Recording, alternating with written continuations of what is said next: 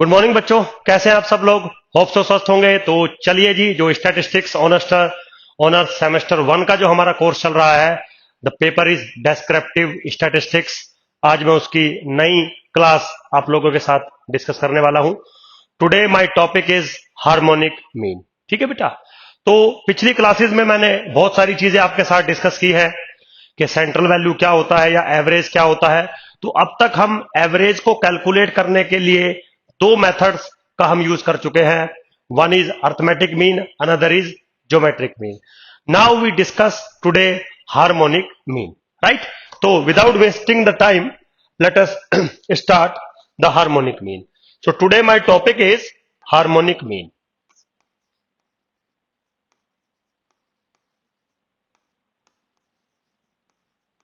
ठीक है बेटा। अब एक्चुअली में जैसे हमने अर्थमेटिक मीन डीपली डिस्कस किया था, जैसे हमने ज्योमेट्रिक मीन डीपली डिस्कस किया था, बिल्कुल सेम फॉर्मेट में आज हम लोग हार्मोनिक मीन डिस्कस करेंगे। सो सबसे पहले तो जो हार्मोनिक मीन है वो एक न्यूमेरिकल मेजरमेंट है सेंट्रल वैल्यू का, है ना। तो this is the part of numerical measurement of central value. That's why we have some numerical data. But जो इस बार डाटा होगा x I oblique F I, I goes from 1 to 3 up to dot dot n such that each observation is non-zero. Be careful. इस बार जो मेरी observations होंगी वो definitely non zero होने वाली है। मतलब पॉजिटिव हो सकती है, नेगेटिव हो सकती है, बस जीरो नहीं हो सकती। ठीक। ज्योमेट्रिक मीन में क्या था, सारी ऑब्जर्वेशन पॉजिटिव होनी चाहिए थी। अर्थमेटिक मीन में तो ऑब्जर्वेशंस पे हमने कोई कंडीशन नहीं लगाई थी, लेकिन यहां पर हम एक कंडीशन लगा रहे हैं कि all observation must be non zero, right. तो अब बारी आती है कि सर हार्मोनिक मीन कैसे डिफाइन होगा। Very simple. अगर आपको हार्मोनिक मीन डिफाइन करना है तो मैं डिनोट करता हूं एच से। So basically H is what, one upon one upon N summation I goes from 1 to N F of I into 1 upon x I. Be careful, right. तो harmonic mean का ये फॉर्मुलेशन है।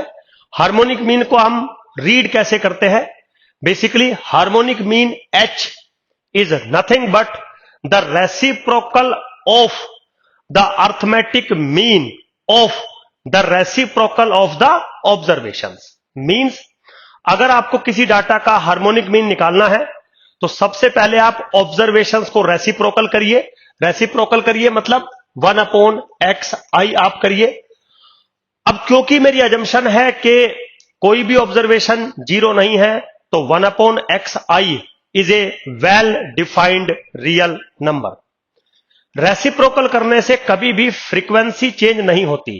तो जो frequency x आई की थी वही frequency 1 upon x आई की भी बनेगी, राइट।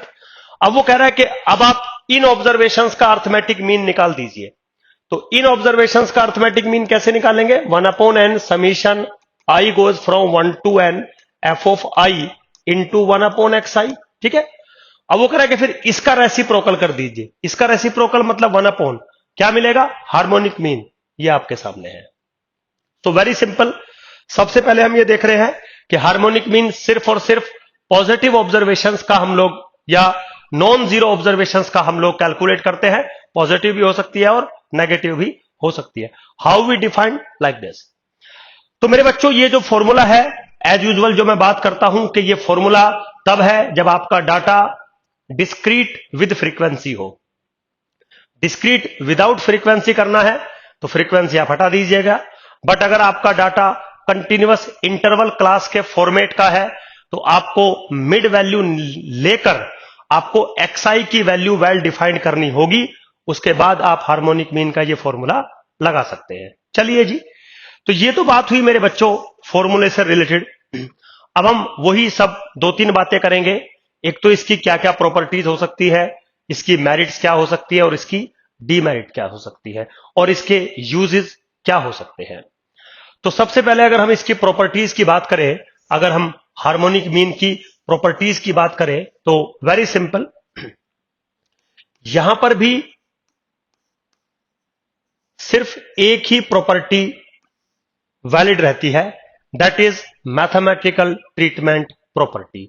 Very simple. तो पता है आपको मैथमेटिकल ट्रीटमेंट प्रॉपर्टी क्या होती है? वो कहता है कि अगर आपके पास एक ग्रुप है जिसका साइज है n1 और हार्मोनिक मीन है h1, दूसरा ग्रुप है जिसका साइज है n2 और हार्मोनिक मीन है h2, without combining these two groups can we calculate the harmonic mean of the combined group? Answer है यस। तो फिर सवाल आता है हाउ। हाउ मतलब अगर आप कंबाइंड ग्रुप का आप हार्मोनिक मीन निकालना चाहते हैं तो ऑब्वियसली साइज हो जाएगा n1 प्लस n2, और हार्मोनिक मीन अगर h होता है तो रिलेशन क्या बनेगा? रिलेशन बनेगा n1 plus n2 by h is equal to n1 by h plus n2 by h। Be careful. तो ये जो रिलेशन मैंने आपके सामने लिखा है मेरे बच्चों, अब मुझे इसको प्रूफ करना पड़ेगा बाय कंसीडरिंग टू डाटास। कोई बच्चा पूछेगा कि अगर सर दो डाटा से ज्यादा अगर हमें ग्रुप्स का harmonic mean, combined harmonic mean निकालना हो तो क्या पॉसिबल है? आंसर है यस। आप बिल्कुल डेफिनेटली अगर दो डाटा से ज्यादा है तो आप कैलकुलेट कर सकते हैं by the similar fashion, right? तो सबसे पहले तो आज हम ये जो फॉर्मूला आपके सामने लिखा गया है which is the formula for compound या कंबाइंड हार्मोनिक मीन, इसको प्रूफ करते हैं। ठीक है बेटा, वेरी सिंपल बिल्कुल। तो प्रूफ अगर आपको देखना होगा, क्या है प्रूफ? सबसे पहले हम दो डाटा कंसीडर करेंगे। Let x1 x2 up to dot dot xn1 and y1 y2 dot dot yn2 be two datas या series with h1 and h2 as harmonic mean respectively। ठीक है बेटा, तो कैसे हैं ये दोनों? हार्मोनिक मीन है h1 h2, हार्मोनिक मीन है जो मेरे डाटा दिए गए हैं। तो according to rule 1 upon h1 बराबर होगा 1 upon n summation i goes from 1 to n 1 upon xi। क्योंकि मैंने डाटा विदाउट फ्रीक्वेंसी लिया है, doesn't matter. Equation number 1। And अगर आप गौर से देखेंगे तो 1 अपॉन h2 बराबर होगा 1 upon n2। Now this is n1, this is n1 summation i goes from 1 to n2 1 upon yi। बिल्कुल आप सिंपल फॉर्मेट में ऐसे लिख सकते हैं। Now suppose this is equation number 2 मैंने बनाया। अब मेरे बच्चों अकॉर्डिंग टू रूल अगर आपको कंबाइंड हार्मोनिक मीन चाहिए तो फॉर्मूला क्या होना चाहिए? फॉर्मूला होना चाहिए 1 upon h is equal to 1 upon n1 plus n2 bracket 1 upon x1 plus 1 upon x2 plus dot dot 1 upon xn1 plus 1 upon y1 plus 1 upon y2 plus dot dot 1 upon yn2। ठीक है, यही तो काम करते हो आप। Observations का reciprocal करते हो और उनका अर्थमेटिक मीन निकालते हो। तो पहले ग्रुप का भी मैंने रेसिप्रोकल किया, दूसरे ग्रुप का भी मैंने रेसिप्रोकल किया और उसका अर्थमेटिक मीन निकाला। उसका रेसिप्रोकल मतलब 1 अपॉन h मिल जाएगा। अब इक्वेशन नंबर 1 से इसकी वैल्यू डाल दो, इक्वेशन नंबर 2 से इसकी वैल्यू डाल दो, मेरा रिजल्ट आपको मिल जाएगा। Now this is what 1 upon n1 plus n2 bracket के बाहर बाय इक्वेशन नंबर 1। ये चीज जो आपको दिखाई दे रही है बाय इक्वेशन नंबर 1 कैसे लिख सकता हूं? n1 बाई h1, सेकेंड वाला n2 by h2। Very simple. ठीक है, अब ये चीज किसके बराबर चल रही है? 1 अपॉन h के। तो थोड़ा सा अगर आप इसको रीराइट करें बिल्कुल सिंपल फॉर्मेट में तो n1 plus n2 divided by h बराबर हो जाएगा n1 by h1 plus n2 by h2। That's it. कोई प्रॉब्लम नहीं है बिल्कुल भी, वेरी इजी, कोई प्रॉब्लम है ही नहीं इसके अंदर। समझ रहे हो आप बात को, वेरी सिंपल। तो mathematical treatment property harmonic mean के केस में सेटिस्फाई होती है, बाकी और कोई प्रॉपर्टी हार्मोनिक मीन में नहीं है। ठीक है मेरे बच्चों, तो अब हम क्या करते हैं, थोड़ा और आगे चलते हैं। अब हम करते हैं कि हार्मोनिक मीन के अंदर मेरिट और डीमेरिट क्या हो सकती है। सबसे पहले तो अगर मैं थोड़ा सा बात करूं आप लोगों से, इसके अंदर अगर हम मेरिट की बात करें तो सारी वो मेरिट है जो ज्योमेट्रिक मीन के अंदर प्रेजेंट थी, कोई एक्स्ट्रा मेरिट या एक्स्ट्रा डीमेरिट इसके अंदर ज्यादा नहीं है। डीमेरिट भी सारी वो है जो ज्योमेट्रिक मीन के अंदर थी, बस एक डीमेरिट डिफर करती है, वहां पे सारी ऑब्जर्वेशन पॉजिटिव होनी चाहिए थी और यहां पे सारी ऑब्जर्वेशन नॉन जीरो होनी चाहिए, बस बाकी सब कुछ एज इट है जैसा ज्योमेट्रिक मीन में था। अब कोई बच्चा पूछेगा कि सुधीर सर, हार्मोनिक मीन जब बिल्कुल सेम ऐसा ही है जैसे ज्योमेट्रिक मीन, तो फिर आप इसको पढ़ा क्यों रहे हो, अलग से आप क्यों पढ़ाना चाह रहे हो हार्मोनिक मीन। तो मेरे बच्चों, मैंने पहले भी आपको यह बताया था कि बहुत सारे मेजरमेंट ऐसे होते हैं जो किसी स्पेसिफिक सिनेरियो के लिए डेवलप किए जाते हैं, तो ऐसा ही हार्मोनिक मीन के भी बहुत सारे यूजेस हैं। जैसे ज्योमेट्रिक मीन के बहुत सारे यूजेस थे कि ज्योमेट्रिक मीन तब यूज होता है जब आप एवरेज ग्रोथ रेट निकालना चाहते हो या फिर इंडेक्स नंबर पे एवरेज आप करना चाहते हैं, तो आप ज्योमेट्रिक मीन का इस्तेमाल करते थे। ऐसे ही मेरे बच्चों, हार्मोनिक मीन का भी यूज तब होता है जब आप एवरेज स्पीड या एवरेज एक्सेलरेशन अगर आप कैलकुलेट करना चाहते हैं तो हार्मोनिक मीन का यूज होगा। जैसे फॉर एग्जांपल, मान लीजिए मैं आपको कुछ डाटा दे दूं कि मैंने कार को ड्राइव किया और मेरा जो पहले स्पीड रहा वो रहा 20 किलोमीटर पर आवर्स, ठीक है, और फिर मेरा स्पीड हो गया 40 किलोमीटर पर आवर्स। तो क्या आप मेरी एवरेज स्पीड बता सकते हैं कि मेरा एवरेज स्पीड किसके बराबर रहेगा।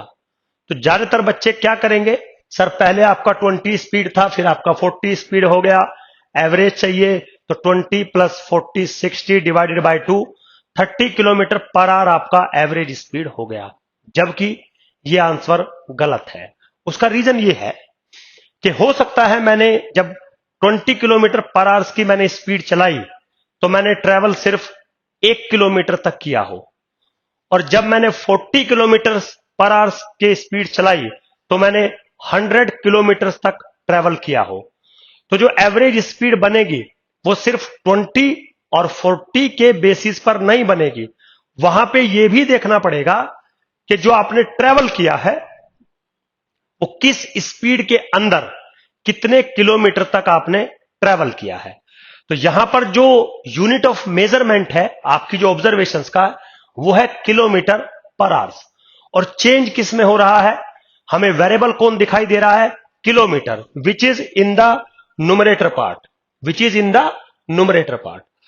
तो वो ये कहता है कि एवरेज स्पीड अगर आपको कभी निकालनी पड़ जाए, एवरेज एक्सेलरेशन अगर कभी आपको निकालना पड़ जाए, तो we use only the harmonic mean.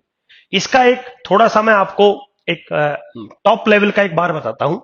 मेरे बच्चों, बहुत बार ऐसा होता है जो आपका डाटा होता है ना, वो हम मेजर करते हैं in the ratio of units. जैसे यहां पे मैंने किया है किलोमीटर पर आवर, है ना, मीटर पर आवर, ऐसे बहुत सारी केसेस में ऐसा होता है कि जो डाटा आपको अवेलेबल होता है उसका जो यूनिट ऑफ मेजरमेंट होता है वो रेशो में होता है, लाइक P इंप्लाइज Q या P गिवन Q, जैसे किलोमीटर पर आवर्स, समझ गए। तो जो P है वो किलोमीटर को रिप्रेजेंट कर रहा है और जो Q है वो आवर्स को रिप्रेजेंट कर रहा है। तो वो ये कहता है कि अगर आपका वेरिएबल यानी कि चेंज न्यूमरेटर पार्ट में हो रहा है यानी कि P पार्ट में हो रहा है, तो हम हमेशा हार्मोनिक मीन प्रेफर करते हैं टू कैलकुलेट द एवरेज, और अगर वही चेंज आपका Q पार्ट में हो रहा है तो हम अर्थमेटिक मीन का इस्तेमाल करते हैं to represent the good central value. Very simple, ठीक है। तो एक गुरु मंत्र दिया मैंने। अब मान लीजिए हम एवरेज स्पीड की बात करते हैं, तो स्पीड किलोमीटर पर आवर्स में होती है, तो किलोमीटर में हम ये चेंज देख रहे हैं कि मैंने 20 की स्पीड से कितने किलोमीटर तक बाइक चलाई, मैंने 40 की स्पीड से कितने किलोमीटर तक बाइक चलाई। That's why we use the harmonic mean. तो बिल्कुल छोटा सा टॉपिक था आज का मेरा, कोई ज्यादा बड़ा टॉपिक ये था नहीं। सिंपली आपको समझाना है कि हार्मोनिक मीन कब यूज होता है, क्या मैथमेटिकल प्रॉपर्टीज है इसकी, क्या मेरिट है, क्या डीमेरिट है, और किस टाइप के डाटा पर हम हार्मोनिक मीन प्रेफर करते हैं। बिल्कुल सिंपल था मेरे बच्चों। होप सो आप लोगों को समझ में आया होगा। Thank you very much.